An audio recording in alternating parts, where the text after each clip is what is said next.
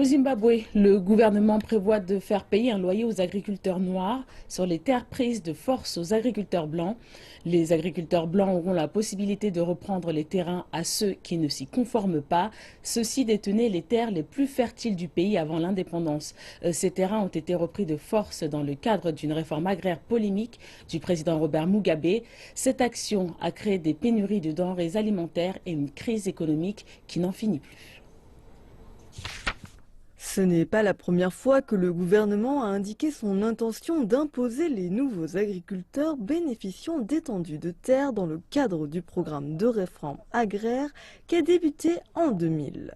Le ministère des Terres et des Réinstallations a déclaré précédemment que les locations aidaient à financer ces opérations. La trésorerie du Zimbabwe lutte pour honorer ses obligations. Les ouvriers n'ont pas reçu de salaire depuis 2 mois consécutifs. Le monde souhaite que les pays cherchent des moyens innovants de lever des ressources au niveau national et l'une de ces façons est l'allocation de terres. Des fonds mobilisés pourraient également compenser près de 3500 agriculteurs blancs dépossédés. Une fois que le pilier de l'économie, le secteur de l'agriculture, est en déclin, les saisons successives de précipitations irrégulières et de sous-utilisation de terres cultivées ont forcé le pays à devenir un importateur de produits alimentaires. Cette année, El Niño a provoqué la sécheresse et au moins 4 millions de personnes sont en besoin urgent d'aide alimentaire, une aide qui s'élève à au moins 1,5 milliard de dollars. Le gouvernement a l'intention de lancer un commandement agricole à partir de cette saison pour garantir une bonne tenue de la production du maïs.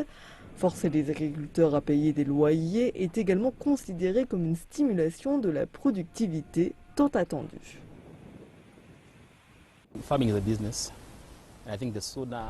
L'agriculture est un commerce.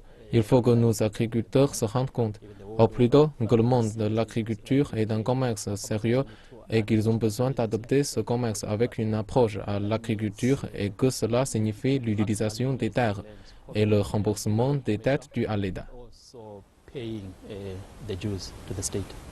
Le gouvernement a finalisé le cadre d'un bail foncier de 99 ans qui permettra aux agriculteurs d'obtenir des valeurs collatérales pour débloquer des finances auprès des banques commerciales.